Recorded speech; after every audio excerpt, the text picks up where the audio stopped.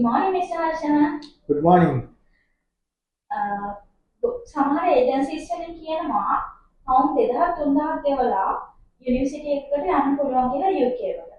ඒකට ඕගොල්ලෝ කියනවා පෝස්ට් පේ එකෙන් භාගයක් ගෙවන්න ඕනේ කියලා.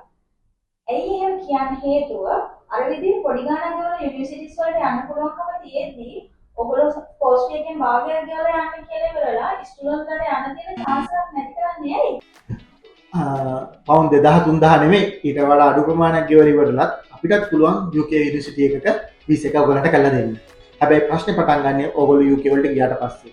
මොකද ඔයගොල්ලෝ UK වලට යනකොට ඕගොල්ලෝ පෙන්නනවා ඔයගලගේ ෂෝ මනි එකේ ඔයගලගේ මාස 9ක ලිවිං එක්ස්පෙන්සස් උයි මේ කෝස්ට් ෆීස් එකේ ඉතුරු ප්‍රමාණය. ඒ කියන්නේ ඔයගොල්ලෝ පවුන් 15000 කෝස්ට් එකක් නම් පවුන් 3000ක් නම් ගෙවලා යන්නේ පවුන් 12000 ඔයගොල්ලගේ බැලන්ස් එකේ තියනවා කියලා. යුනිවර්සිටියට ගිය ගමන් මේ යුනිවර්සිටිස් වලින් මේ හැම එකෙම වගේ කරන වැඩේ තමයි ඔයගොල්ලන්ට කියනවා ඒ පවුන් 12000න් තව පවුන් 5000ක් විතර විත්ඩ්‍රෝ කරලා භාගයක් වෙන්න ගෙවන්න කියලා. ඒකට ඒගොල්ලෝ දෙන්නේ ලිමිටඩ් ටයිම් ෆ්‍රේම් එකක්. සමහරවිට සතියයි නැත්නම් දෙකයි එහෙම නැත්නම් මාසයයි. මෙන්න මේ කියන ටයිම් ෆ්‍රේම් එක ඇතුලේ ඔයගොල්ලන්ට මේ සල්ලි ප්‍රමාණය ගෙවන්න බැරි වුණොත් යුනිවර්සිටි එක ඔයගොල්ලන්ගේ වීසා එක කැන්සල් කරනවා, ඔයගොල්ලන්ගේ වීසා එක රිවෝක් කරනවා, කරලා ඉවරලා ඔයගොල්ලන්ව UK වලින් ඩිපෝට් කරන්න ඒගොල්ලෝ වැඩ ටික ලෑස්ති කරනවා.